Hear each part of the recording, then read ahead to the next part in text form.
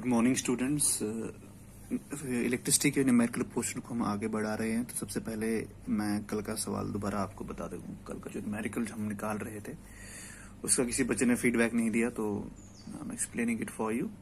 तो question goes like this कि हमारे पास एक टॉर्च बल्ब है रेटेड 2.5 वोल्ट और इसके बीच से जो करंट जो पास हो रही है that's about 750 micro ampere.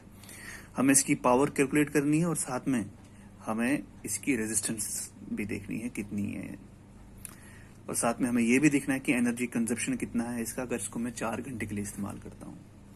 So I hope आपको सवाल समझ में आ गया होगा। इट्स बिल्कुल सिमिलर है उस सवाल को जो कल मैंने आपको सॉल्व करके बताया था।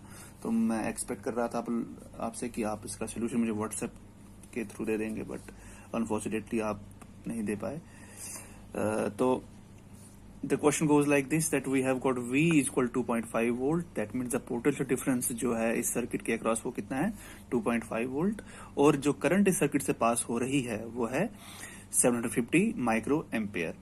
तो सबसे पहले हमने इस माइक्रो एम्पियर को एम्पियर में चेंज किया। It is about 0.75 ampere, understood. और टाइम जितने टाइम के लिए इस इलेक्ट्रिक एनर्जी को कंज्यूम किया जा रहा है वो 4 घंटे है। तो let's calculate first of all the power of the bulb. Power of bulb को जब मैं फॉर्मूला यूज करूंगा वो V इंटू आई का फॉर्मूला है, ये हम कर चुके हैं। तो मैंने यहाँ पर इसका सोल्यूशन निकाला हुआ है। तो पावर ऑफ बल्ब जब मैं कैलकुलेट करने जा रहा हूँ P की वैल्यू, तो P की वैल्यू जो है वो इक्वल है V इंटू आई। तो V मेरे पास 2.5 है और I जो मेरे पास 750 माइक्रो एम्पियर था उसको मैंने कन्वर्ट किया एम्पियर में। 750 माइक्रो एम्पियर था, इसको मैंने एम्पियर में कन्वर्ट कैसे किया, डिवाइडेड बाय 1000, ये आया मेरे पास 0.75। सो इन दोनों को जब मैंने मल्टीपल किया आपस में, मेरे पास जो पावर की वैल्यू आई वो आई 1.75 वॉट। तो दैट मीन्स जो बल्ब का पावर है, पावर ऑफ बल्ब मेरे पास कितना है 1.875 वाट, ये मेरे पास बल्ब का पावर है। तो साथ ही साथ अब मुझे इसके लिए जो निकालना था आर की वैल्यू कैसे निकालूंगा, जैसे वो पता है कि जब मेरे पास वी भी गिवन हो, आई भी गिवन हो, तो आर में सिंपली ओम्स लॉ के थ्रू निकाल सकता हूं by Ohm's law. Ohm's law में मैंने यहाँ पर V equal to I R का फॉर्मूला लिख दिया है, R equal to V upon I. और जब मैंने इनकी वैल्यूज पुट यहाँ पर की तो मेरे पास जो R की वैल्यू आ रही है वो 3.3 ओम्स आ रही है, 3.3 ओम आ रही है। सो मेरे पास अब R की वैल्यू भी मेरे पास आ गई। R मतलब रेजिस्टेंस जो इस सर्किट में है वो वैल्यू कितनी आ गई मेरी 3.3 ओम। अब देखिए, अब मेरे पास जो थर्ड सेगमेंट में मुझसे पूछा गया था कि आप बताइए कि एनर्जी कंज्यूम कितना होगा इस बल्ब से अगर मैं इसको 4 घंटे के लिए इस्तेमाल करूं। बल्ब कितनी एनर्जी कंज्यूम करेगा अगर मैं इस बल्ब को 4 घंटे के लिए इस्तेमाल करूं। तो देखिए, मैंने एनर्जी कंजप्शन का जो फॉर्मूला है E equal to P into T, वही मैंने यहाँ पर लिख दिया है, क्योंकि P equal to E upon T आता है। मैं आपको कई बार बता चुका हूँ, P equal to E divide by P, the power rating of an electric appliance is energy consume per unit time. तो E will be equal to P into T.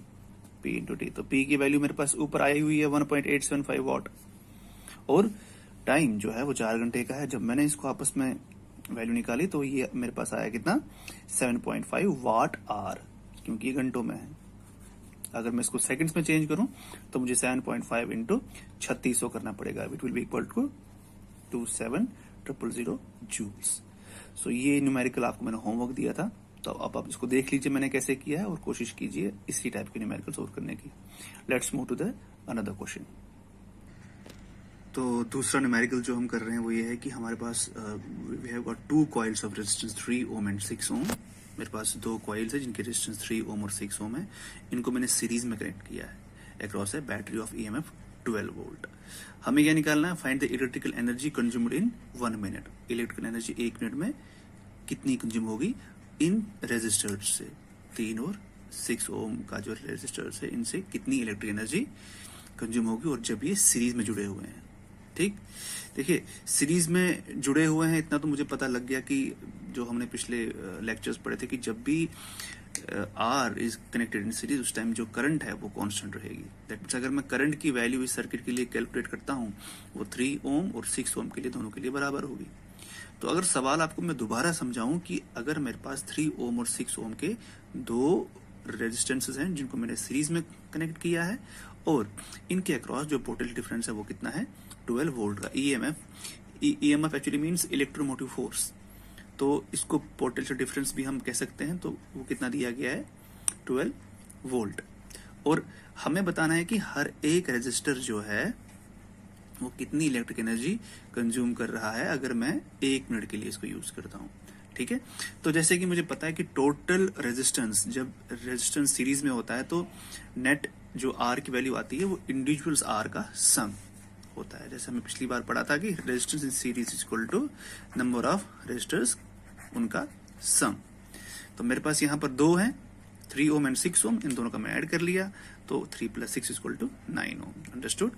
जैसा कि मैं आपको बताया अभी कि करंट जो है वो इस सर्किट में कांस्टेंट रहेगी, तो करंट जो है उसकी वैल्यू I है, I = V/R।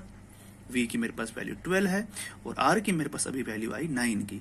तो मेरे पास जो करंट की वैल्यू आई इस सर्किट में वो मेरे पास आई 3 × 4 = 12, 3 × 3 = 9, 4/3 एम्पियर।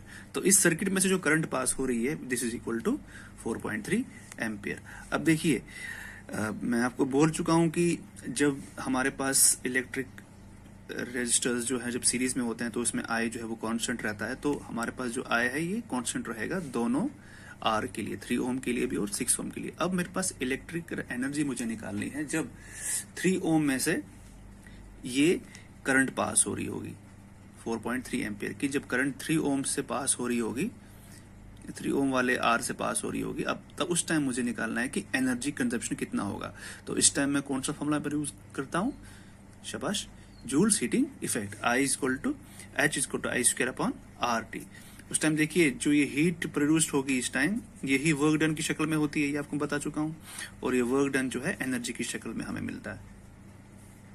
तो दैट मीन्स ये इसकी वैल्यू जो होगी वो होगी I²/RT। अब मैं रेस्पेक्टिव वैल्यूज यहाँ पे पुट करने लगा हूं। I की वैल्यू 4.3, I की वैल्यू 4.3, I² into RT है, तो दैट मीन्स I² 4/3 का स्क्वायर इंटू R मेरे पास 3 आ चुका है पीछे, इंटू 60। अब T मैंने 1 मिनट की जगह 60 सेकेंड ले लिया है। ठीक है, और यहाँ पर R1 की जो वैल्यू है वो हमारी 3 है, that's why I have taken, यहाँ मैंने 3 की वैल्यू तभी ली है क्योंकि हम वैल्यू हमारी R की जो है वो 3 है। तो 4/3 स्क्वायर है, R की वैल्यू 3 इंटू 60। इसको मैंने सिंप्लीफाई किया, ये 3 और 3 यहाँ कट गया, ये 3 से मैंने 3 20 = 60, तो 4 4 = 16, 16 इंटू 20 आ गया आपका 320 जूल। तो जब आपका R रेजिस्टेंस आपकी जब 3 ओम की पीछे वाला, जब हमने यहाँ पर इस 3 ओम को लिया, इसके बीच से जब करंट जा रही थी 4/3 एम्पियर की, 4/3 एम्पियर की जब इस 3 ओम से करंट जा रही थी 1 मिनट के लिए, फॉर 1 मिनट, तब आपकी जो वैल्यू आई वो क्या आई, इलेक्ट्रिकल एनर्जी जो उस टाइम कंज्यूम हुई वो आपके पास आई 320 जूल। सिमिलरली जब R2 6 ओम के जरिए 6 ओम के थ्रू आपकी 4.3 एम्पियर की करंट जाएगी तो उस टाइम भी आपकी वैल्यू कुछ ना कुछ जरूर आएगी।